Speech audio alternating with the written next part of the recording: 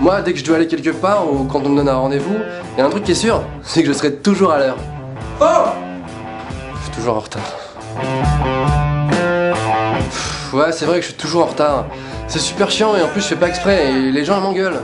Mais si jamais je suis toujours en retard, je me suis rendu compte que c'était à cause d'un mec. C'est à cause du mec qui a inventé la touche répétée dans 5 minutes sur les réveils. Tu la connais cette touche?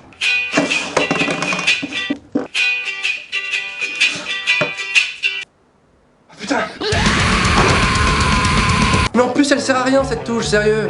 T'as dormi pendant 8 heures, t'as pas besoin de 5 minutes en plus! Excuse-moi, j'ai pas compris ce que tu viens de dire, non parce que je suis bilingue. Ah oui, pour les bilingues, cette touche s'appelle snooze.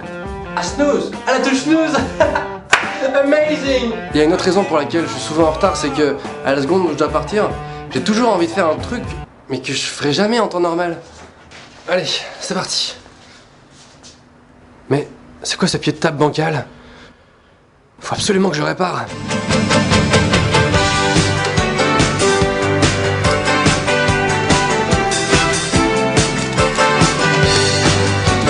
Ok, c'est bon, je peux y aller. En plus, dans ces moments-là, je suis stressé parce que je dois partir et je sais que je suis en retard, tu vois. Et je me mets à faire des trucs un peu chelous. Est-ce que j'ai bien fermé la lumière de la salle de bain?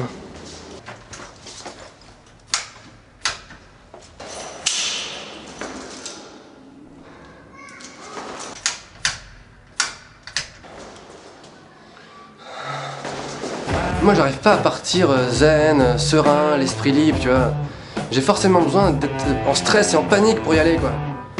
En fait, je crois que j'ai besoin d'adrénaline.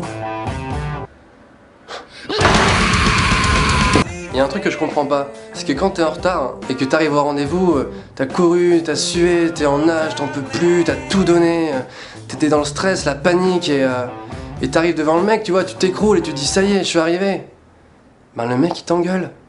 Putain, mais à ce moment-là, tu mérites juste une médaille, quoi. Wouh, je suis en retard de 50 minutes, le mec!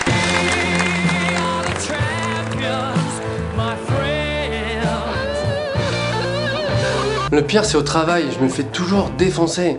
Et faut savoir que dans le milieu du travail, t'as pas le droit d'être en retard. C'est pas pourquoi, mais quelques secondes, c'est pas possible. Dans la tête de ton patron, c'est forcément non! Alors j'ai essayé toutes les excuses du monde, mais laisse tomber, ça marche jamais. Excusez-moi monsieur, c'est la touche snooze. Alors que, je sais pas si t'as remarqué, mais les filles, quand elles trouvent une excuse, ça marche toujours déjà. Et deuxièmement, c'est quoi ces excuses nulles? Je suis vraiment désolé monsieur, mais ce matin, j'étais pas très bien. Tu te sentais pas très bien? Ouais, c'est pas mal comme excuse ça. Ouais bon ok ça marche, allez on oublie, tu peux rentrer. Excuse-moi. C'est génial ça, pas très bien. Alors comme les excuses ça marche jamais, moi je pratique un truc, c'est le semi-mensonge. Je sais pas si tu connais, c'est que à la fois tu mens pas vraiment, mais en même temps t'abuses un peu quand même. Par exemple t'es super en retard à un rendez-vous, et à la seconde où tu poses ton premier pied dehors, t'envoies un message au mec qui t'attend. J'arrive, je suis en chemin. Ça s'appelle un semi-mensonge. Mais Cassine. Ok.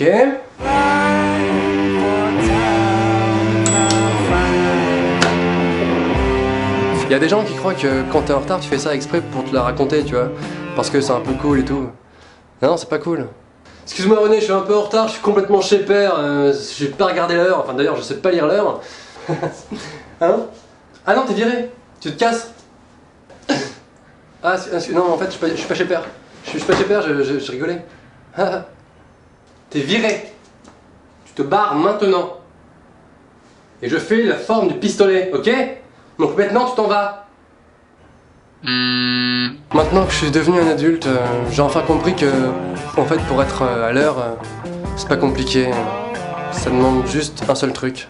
Ça demande du courage. Ça demande du courage, Pokémon. J'ai vu que vous étiez plus de 30 000 sur la page Facebook Norman fait des vidéos, et je me suis dit peut-être que ça pourrait remplir un stade de foot, et qu'un jour on pourrait faire un match.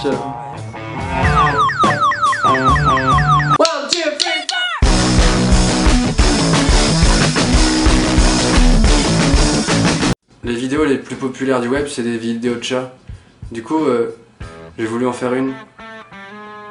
Bon, évidemment, dans un premier temps, il faut déjà un chat. Non, de préférence, c'est un chat plutôt mignon, parce que les vieux gros, en général, tout le monde s'en fout. Ensuite, pour filmer votre chat, il faut une qualité d'image absolument dégueulasse. Alors pour ça, je vous conseille d'utiliser un téléphone portable et de préférence un peu nul. Ça donne ça. Parfait. C'est extrêmement dégueulasse avec un son bien pourri. Prochaine étape, il vous faut un lieu un peu spécial. Moi j'ai choisi les toilettes. D'abord, votre chat doit être dans une position un peu intriguée. C'est là qu'on comprend le principe de la vidéo. Ensuite, on enchaîne quelques petites actions mignonnes avec les pattes. 1, 2, 3, 4, 5. À la fin, il faut toujours conclure la vidéo par un événement d'intensité un peu supérieure. Un peu comme un climax ou un dénouement. En général, c'est à ce moment-là que les gens ils font Anna. Bien évidemment, il faut que l'aperçu de votre vidéo s'arrête sur le chat en train de faire une action complètement folle. Et le summum, la crème de la crème, c'est de mettre un titre de vidéo avec une accroche digne des slogans publicitaires américains. Chat dans toilette. Le perroquet dit le mot bonjour. Le chien dit wesh wesh la famille. Un chat fait du breakdance en haut de la pyramide du Louvre. Mais il ouvre ton petit bouchon.